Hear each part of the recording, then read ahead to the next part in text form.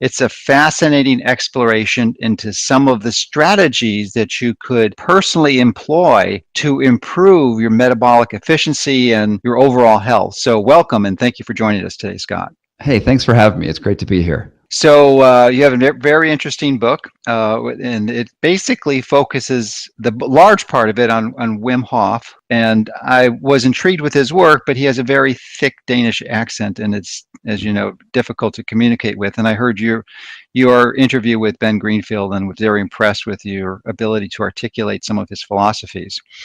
But not only did you do that, you actually explored his training and sort of giving away the surprise at the end of the book, but you actually climbed Mount Kilimanjaro, the highest mountain in Africa. Not only did you climb it, you climbed it in shoes and shorts, shirtless for most of the way. Mm-hmm. Not only did you do it that, but you did it in record time, like in 28 hours, faster than anyone's ever done it before. Well, that's not quite true, but I did it very fast. The fastest ascent ever was actually 6 hours by a person who had acclimatized themselves to the altitude previously.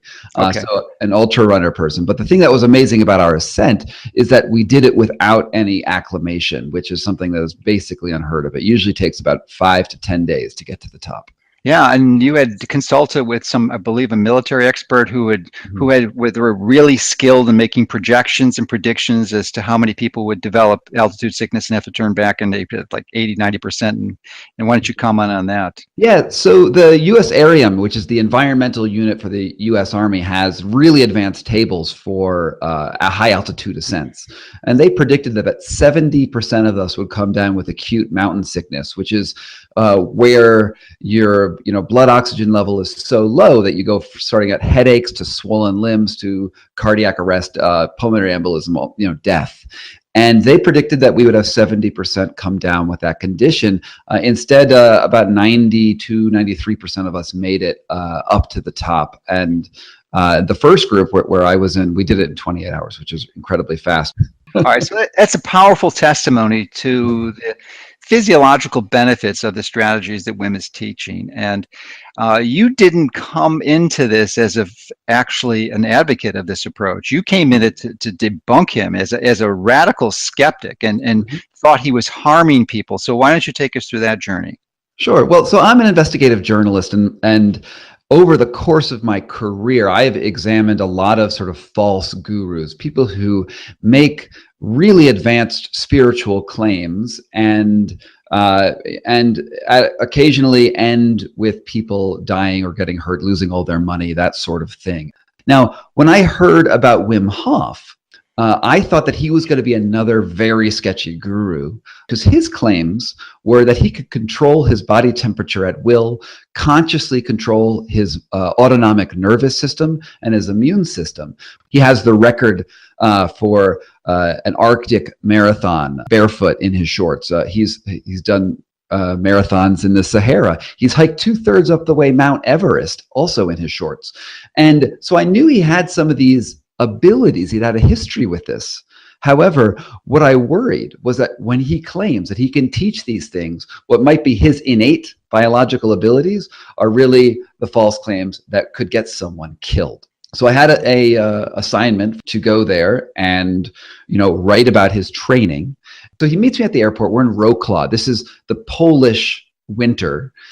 I like to say it's the same winter that stopped the Nazi army. It's the same winter that Napoleon turned his armies around.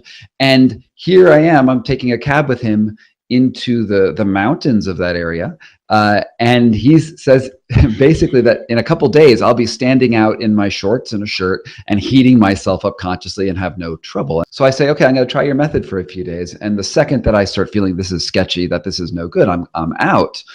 And it turns out things are pretty cool. And maybe that's why a couple hours later I said, okay, I'm going to give his whole shirtless snow thing a chance. And I strip off all my clothes. Basically, I'm in underwear.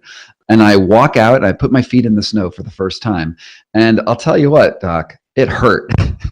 How cold was it? Oh, I mean, we're probably talking 25 degrees Fahrenheit. I put my feet in the snow and it felt like walking over hot coals. And what's happening there is, you're triggering this response in your body called vasoconstriction. So the arteries in your feet will squint shut to push the blood to the core.